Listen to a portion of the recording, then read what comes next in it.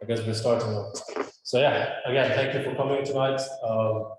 I'm David. You may have met me if you've been to any of the events of the Cambridge University AI Society, it's CUAI.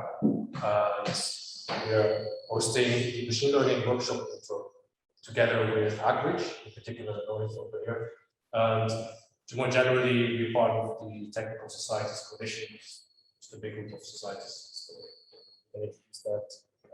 Yeah, sure. So I'm from Hackbridge, so we're a technical entrepreneurship society. So we're collaborating with CUAI in this instance to give you guys an opportunity to learn a little bit more about machine learning, prepare for some of the upcoming Michaelmas and led projects that we're running this year. So hopefully this will give you an introduction to that, and we really hope you find it interesting and fun. I think I should leave. And Technical Societies Coalition is just a group of all of the technical societies in Cambridge. So we try and kind of foster collaboration, work on these kind of multidisciplinary projects. And so this is our sort of first intro project series with the TSC up and running. So I really hope that you enjoy it, and thank you very much for actually coming today to this in-person session, which has been a long time coming. So yeah. Thank you for the Okay, so as we said, today we'll be introducing machine learning, and now just to warn you, or more like relieve you, this is not a mathematical, no hardcore, we're going to do algebra, algorithms and all that. This is more of a general introduction.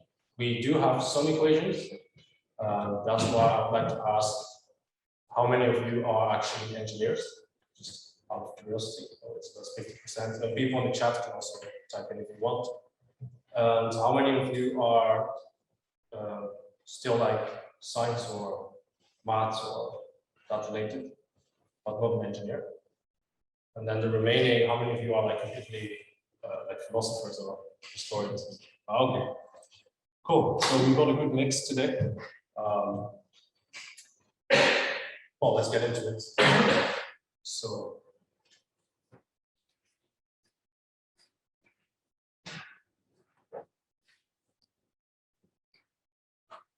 Let's see if this works.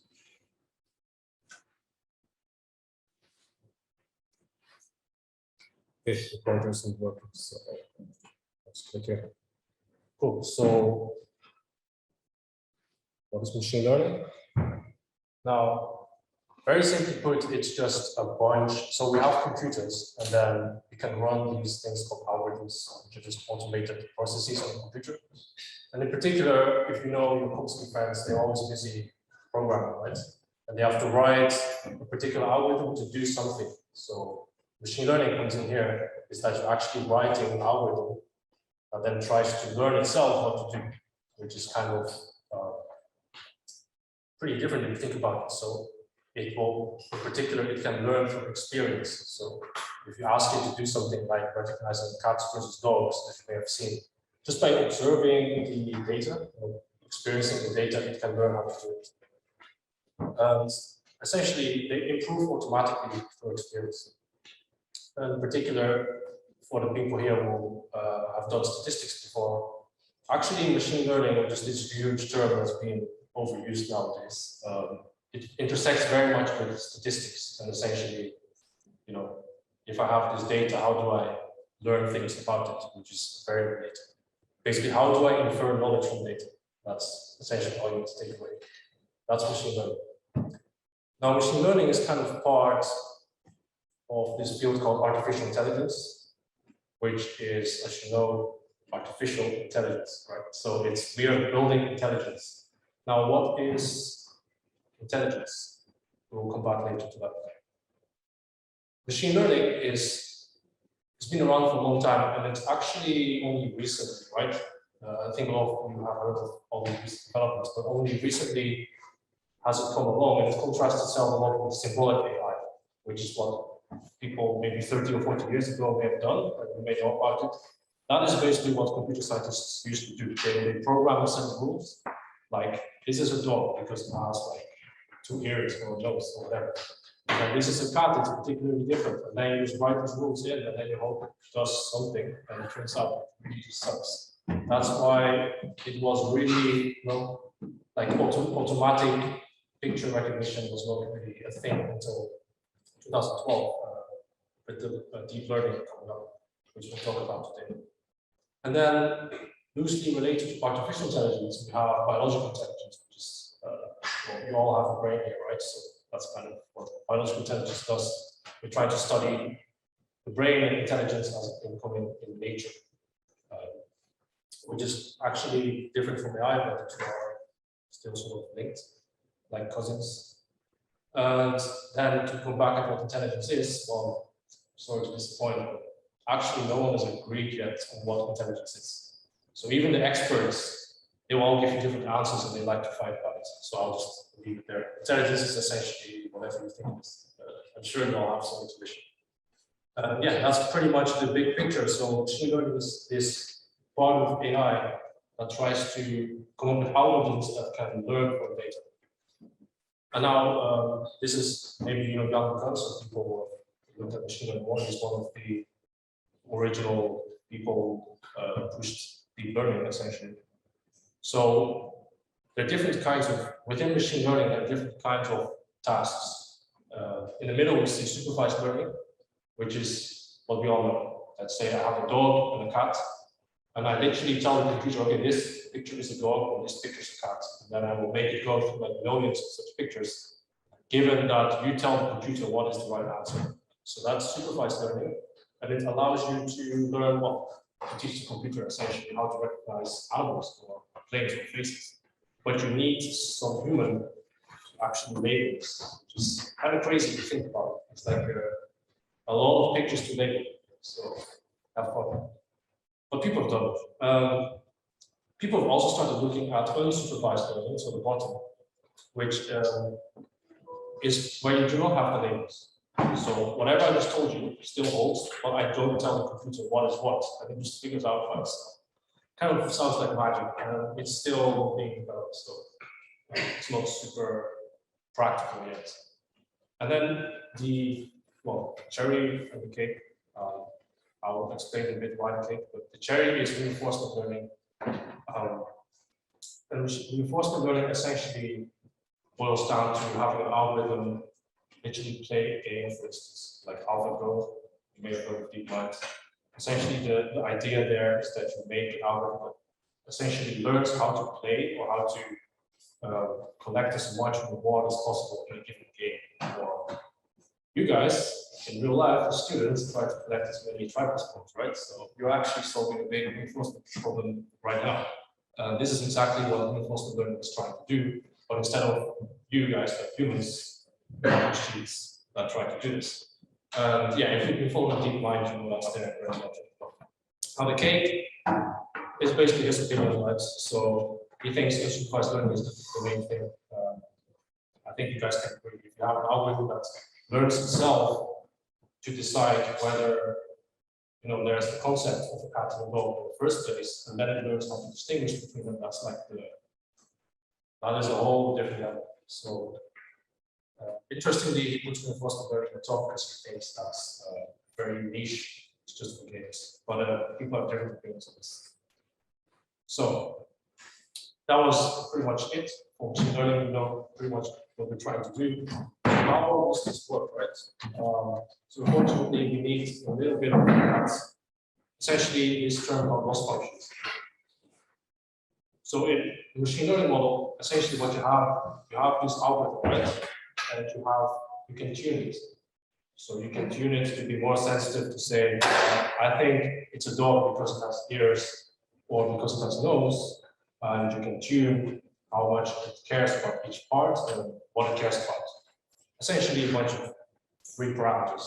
And you have to essentially tune these knobs such that this algorithm gives you the correct answer. And if you do this manually, you go back at ground zero, symbolic AI, you have to do this as a human. There's no way you can do this. And this is why machine learning has not really caught on in a long time.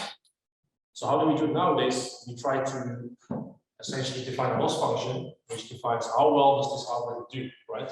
So how, for instance, with the cats and dogs, how many times because it guessed the wrong number, right? And then you try to basically minimize it. That's it. It's that simple. You try to reduce the number of mistakes or increase the number of right guesses. And this is called a loss function. So it's a function that depends on the data, which usually people write y, and a bunch of parameters p. There. And in addition to that, you pick what kind of model you want. So bear with me if this seems a bit abstract for some people. You'll see examples very soon. So this is it. This is machine learning. It's just this thing, minimize this loss function, and then once you've minimized it, you have your parameters, right? You know how to tune it, and then you use it in the real world, and you get things like Facebook recognizing the faces, which is a little bit uncomfortable sometimes, but it's essentially how it's done. So still with abstract. Now let's give an example. So the simplest example is linear regression, and people may have used it before. It's literally, you have this loss called the mean squared error. I'm not going to go too much into it. If you know about it, you probably already know how to use this. And essentially what it is, if you on the y-axis go with data, which is a bunch of points, linear regression asks itself, what's the best straight line that goes through? This is in fact statistics. As I said, machine learning is very, very much intersected with statistics. Right, as a student, you probably can draw a line through it by hand, but as a machine, you actually have to compute some things. And what you end up doing is you have this linear model, which just describes I can draw a straight line from x against y, and then I plot it against the input x, which is on the x-axis, and y. And then we have the parameters m, which is like how much is the slope, how steep is it, and c, which is how high or how low. And these form your parameters.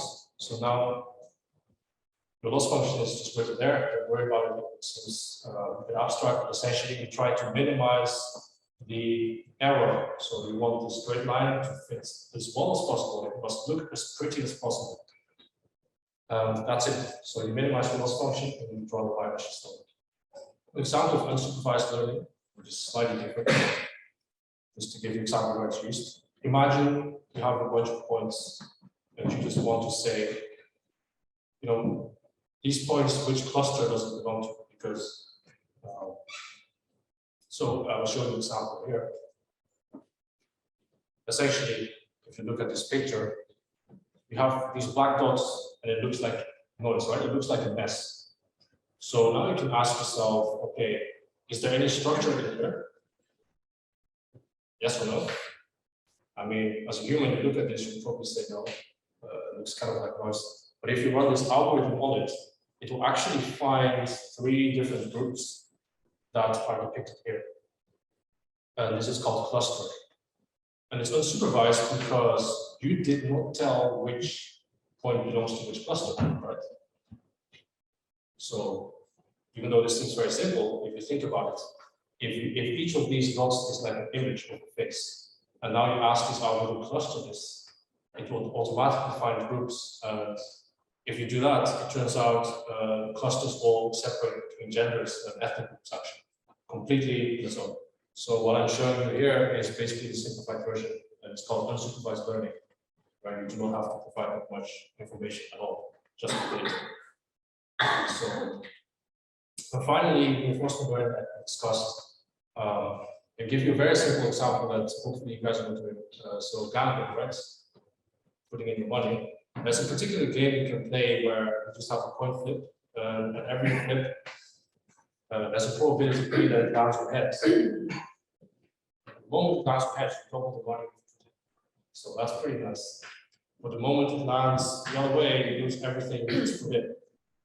So now the question, if you start with £1 and you're only allowed to put in like, whole pounds, because we're playing with pound coins, what would you do to get the most money? This is an example of a game that you're playing, and it's reinforcement learning.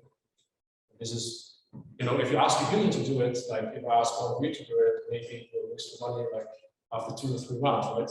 But maybe the machine can do better. So over here, our loss function that we try to minimize is essentially the negative of the total expected reward, or in other ways, We're trying to maximize the amount of money we're going to earn when we run this algorithm. And yeah, so we're not going to rewrite this guy, but instead, it turns out if you run reinforcement learning algorithms, this algorithm finds for you the best tactic. And it turns out this may look very funny. It looks like a bunch of pyramids with some peaks. And what this algorithm is telling you is that if you have, for instance, 25 pounds, you should go all in. But if you have 24, you should be putting in 1 pound. Apparently, that's the most optimal algorithm. Unfortunately, to understand this more, you need to do more to the maths. There's some very interesting maths behind this. If you ever take machine learning next year in engineering or something, you may learn about this. But yeah, this is an example of reinforcement learning. Pretty cool. And you can obviously imagine, if you do gaming, if you play a game, you can do something similar. It finds the best way to play a game, or the best way to invest your money in the stock market. People are trying to do this. So yeah, how do we actually do this optimization? Because everything I just told you relies on optimization. So in the simplest cases, you can just use maths to solve the parameters. But in the most general case, as long as the loss function is smooth enough, you can do something called gradient descent. So it looks like this. You have your data, and you have some loss function, which is a function of the parameters. So this two-dimensional grid is essentially a grid of parameters. And you're trying to search which set of parameters is the best. And if it's smooth enough, you can just imagine rolling the ball off the hill. So you start over there at the top, and you just make it roll down along essentially gravity. It's called gradient descent because there's gravity, but because we make it go down along the steepest direction, or roughly the steepest direction. And if you're lucky, you end up there. And if you're lucky, again, that what we call minimum is a good set of parameters, then you do very well. If not, then you have to find another one. So this is essentially what modern machine learning, a lot of it is all about. This is just an extra slide, depending on how many. So this is just slightly more mathematical in the sense that everything if you zone out, it's fine. So I'll just go through this. It's not too heavy. So we've now finished essentially machine learning. We know what it is, very roughly. But if you actually take machine learning next year, or if you know more about it, a lot of people talk about probabilities. So what I just showed you, nothing of that had to do with probability, right? I was talking about minimizing some function. But a lot of people talk about maximizing some probability. So it turns out that if you take your loss function, and your loss function, it can essentially be interpreted as the negative logarithm of a probability density. This is too abstract, don't worry about it. And once you have a probability, you can use Bayes' theorem. And then with Bayes' theorem, you can actually infer not just which parameters are good, but you have a whole distribution of parameters. And what this means is that you can estimate how certain you are about each parameter. So if we go back to linear regression, I can find the best slope, but I don't know how accurate I am. And if you take this perspective, long story short, you can actually quantify how accurate and how reliable the estimate is. So I hope that makes sense. It's not too important because you already know machine learning is. This is just extra. And then the final question before we go to some examples. Is it just curve fitting, right? Like it really sounds like we're just fitting in curves. They don't have to be straight lines, they can be curved, or they can be like two-dimensional or three-dimensional. The answer is kind of yes. I mean, if you think about it, even if you try to recognize a bunch of faces, you are essentially drawing a huge kind of function through this high-dimensional space, which contains all possible faces. And you're trying to sort of regress against it and find a function that fits data the best, and then you can start predicting and interpolating between faces. But this doesn't say anything about causation. So again, for the people here who are studying more for machine learning, we're essentially just describing a relation between X and Y. We're not saying X is causing Y. So if you go to medicine, people often want to know what is the cause of this disease. And if you try to apply any of this machine learning, you'll find quickly that you cannot actually directly say anything. You need to do more. And this is called causal machine learning, where you try to actually infer, did this actually cause? If I get this disease, was it because I was smoking, or was it because it was raining and it was cold? You cannot really do that with the tools that I've just shown you before. Just so you know, machine learning is definitely limited in what it can do. And this is kind of like the edge of research if people are doing this right now. So that was machine learning. Hope you all enjoyed that. Of course, the buzzword that we'll go through in the next 5 to 10 minutes, and probably why people came here, is because of deep learning, right? Deep learning, like Facebook, Google, all these big companies are throwing this term. And essentially, it's not the same as machine learning. So if we actually go, what is deep learning? In short, it's a special case of machine learning. So machine learning is super broad, it's been around for a while, as I said. Deep learning is actually a really small subset of machine learning, where the trick is to essentially use a component and stack it on top of each other like 100 times, and then run the whole thing. That's what they call deep learning. And we'll show you an example of most common algorithms that they use. It's only possible recently because if you stack like 100 of these algorithms on top of each other, you need a lot more computers, right? Because of these things called GPUs, which are essentially processors for games. People only recently managed to actually run these things, train them, and get incredible results that we'll see at the end of this presentation. Now, the most famous example is a deep neural network. And many libraries, so if you want to actually use these things, there are existing libraries like in Python that allow you to just use these off the shelf. And tomorrow, if you come to the coding part of this workshop, we'll show you how to use them in the library called PyTorch. So you can actually start to classify some images yourself. So the neural net started, well, sort of with neuroscience, sort of like a biological neuron. I would say, loosely inspired because it's quite different. But in case you don't know how the brain works, your brain consists of cells, a lot of different cells, but one of them, the most important probably, is the neuron. It looks like this. Essentially, all it does is that you get inputs, and then these inputs are connected, and then if the inputs are enough, it will actually send a signal to this arm called the axon. And then the axon connects to other neurons, and you have this network of neurons, hence a neural network, right? So you get some inputs, and these action potentials, or the signals, that's what they call it, go through it.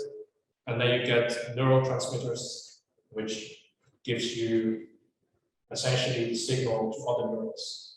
I just put these terms in, but if you don't do neuroscience or just the idea that it integrates signals and sends signals through. That's all you need to know. So now what people do in deep learning is they try to copy biology. So what are we doing? Okay, if I have input X, just like my inputs, I have just a bunch of these variables, and I feed them all together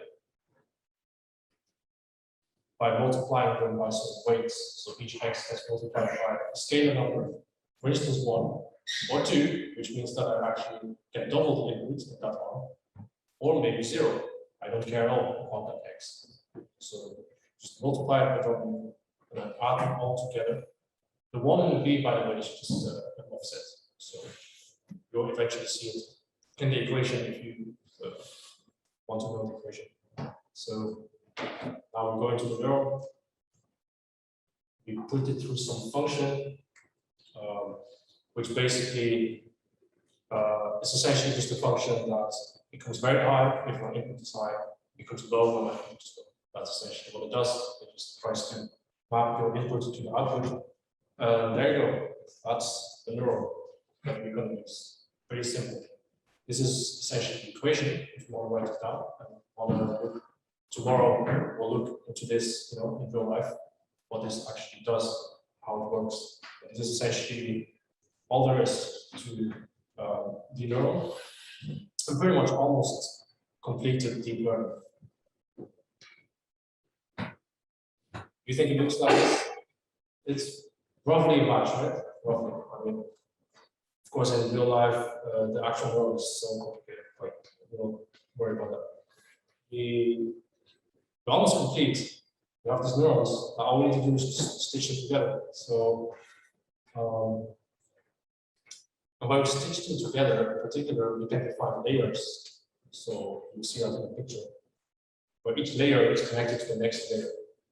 And by stacking these layers, each layer contains, let's say, 10 neurons, 100, I don't know.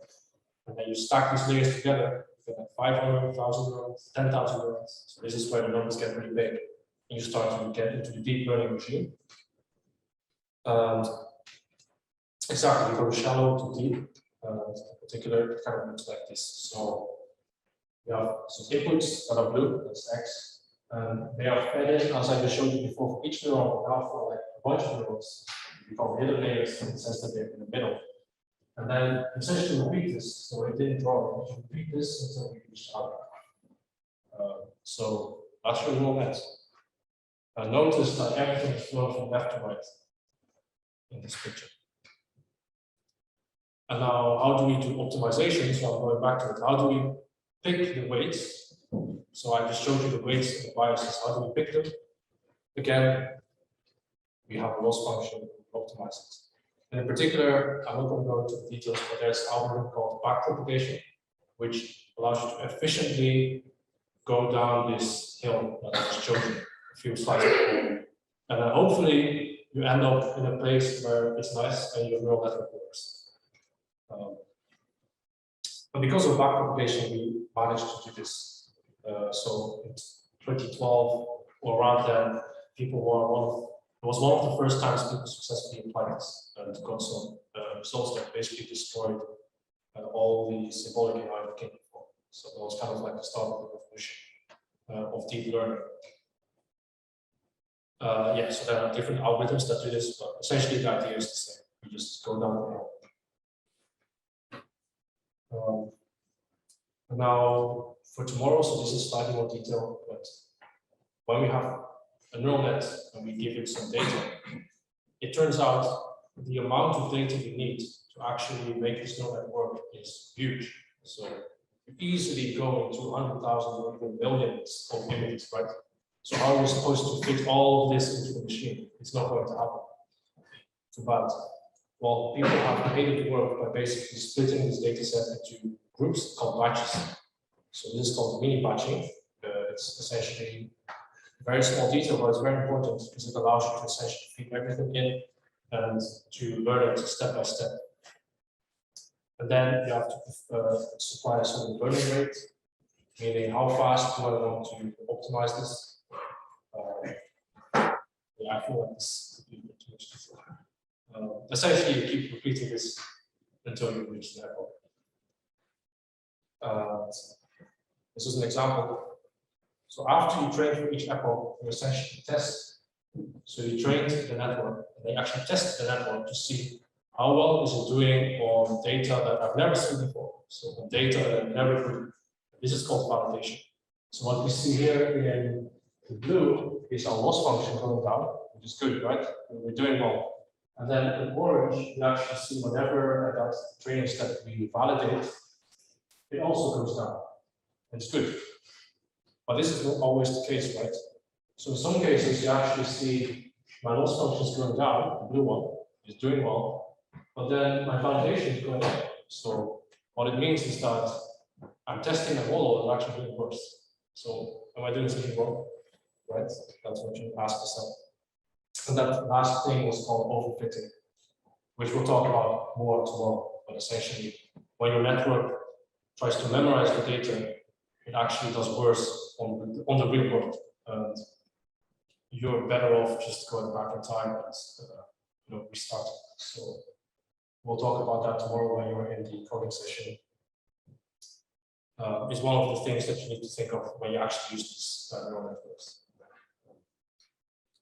So then finally, we'll go through just quickly the types of neural networks. because neural networks have been applied to not just images, but in fact to speech, to mathematics, to video, and for each application you need to kind of change it. So people have come up with different neural nets. The most famous one I just showed you is the fully connected neural network.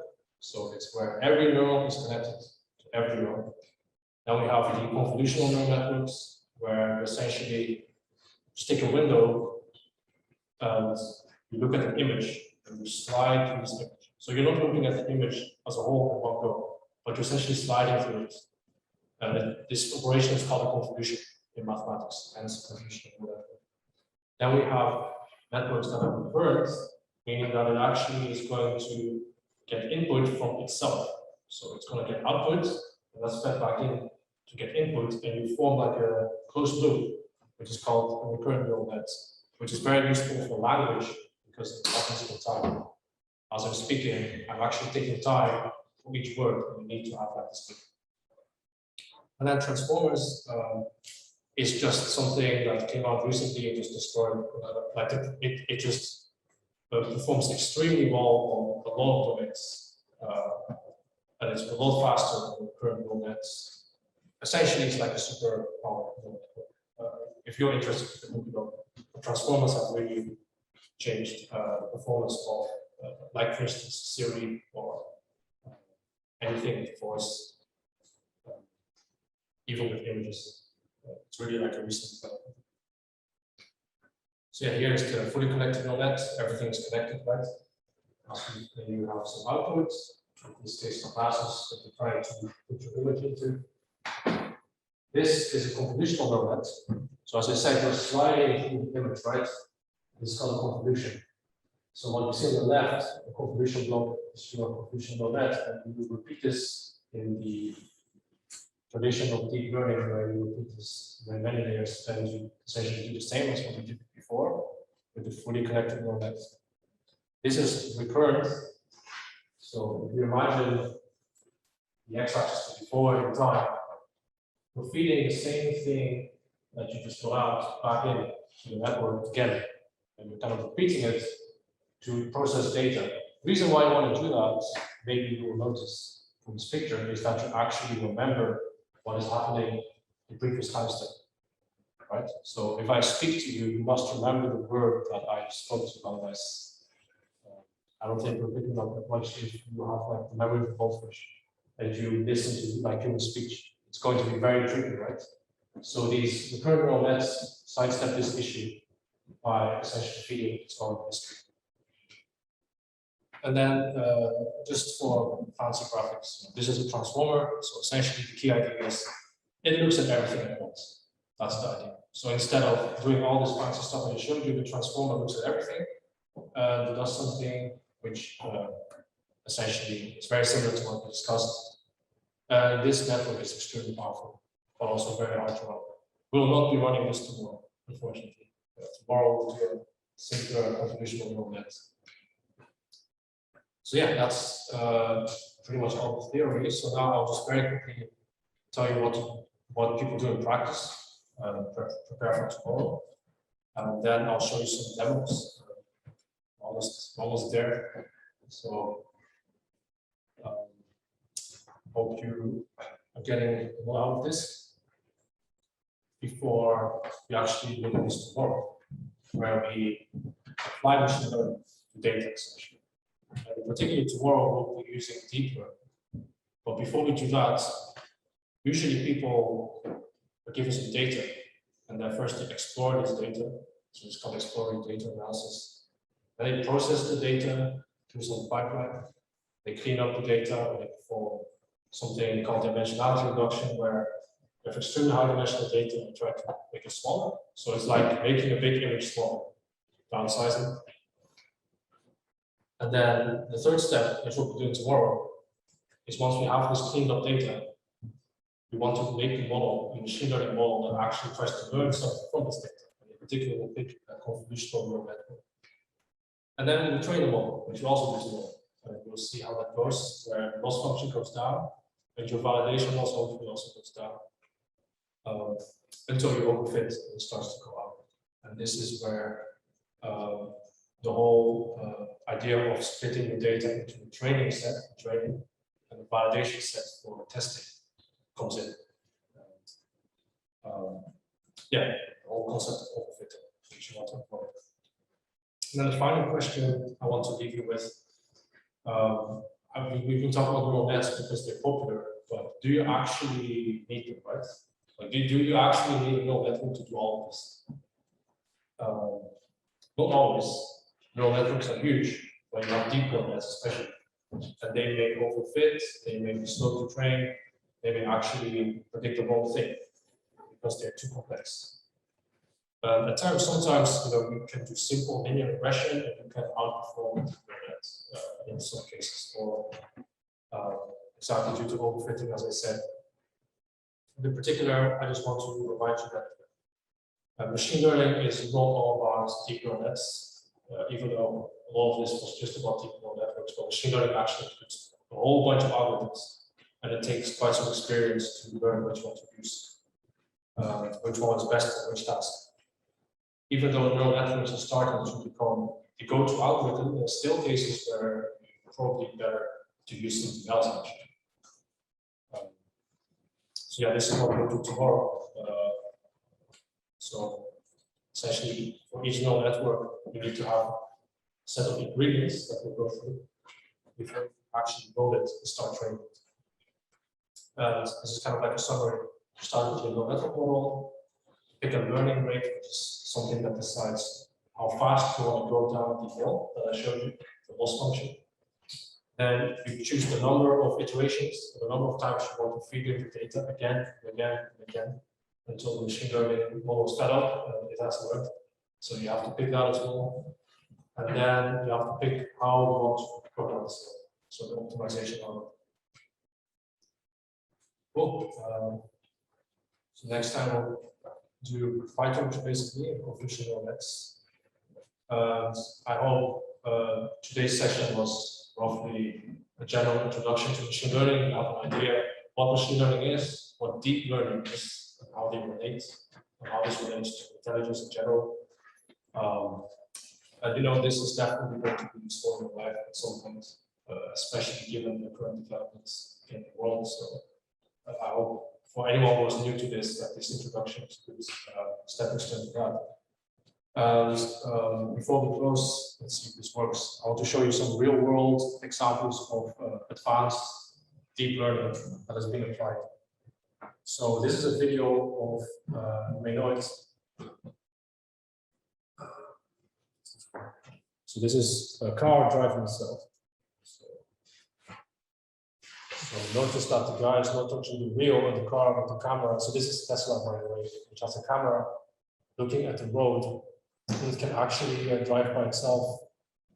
Until this point, it almost climbed. But before that, it was fine. And essentially, it was using deep neural networks to look at the world through the camera and drive this car by itself, essentially, without you having to drive. I don't know how long this is going to take to complete, but probably in the next 5–10 years, you won't need to learn how to drive anymore because these cars are going to drive themselves. But we'll see if this works. Some people don't think it's ever possible. Some people think it's possible. And yeah, we'll see out sooner or later. And then the last demo. Yeah, so this is from Facebook Reality Labs, which now, as you may know, has been branded into Meta. Essentially, over there, they've been developing something, again, using deep learning, but it's very different. They've been developing a wristband that is able to read your nervous activity, like your nerve cells and your essentially electrical signals that you're sending through. And in particular, because the wrist is like a center of nerves, you have like a very strong signal there, right? And they have made a wristband that's going to read from it and basically allow you to control the virtual world as if you had direct access to it with your nervous system.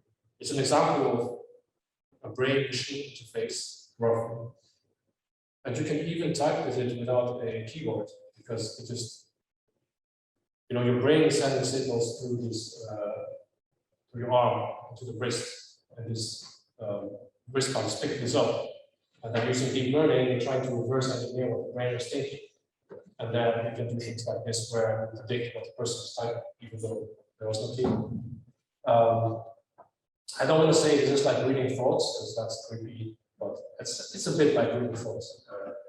You're inverting like the brain activity that has been transmitted to your nervous system. So yeah, that was it. These are the recent developments of deep learning and generally machine learning. And I hope you learned a lot today, or if not, at least you enjoyed it. And yeah. If there are any questions, of course, you can ask them.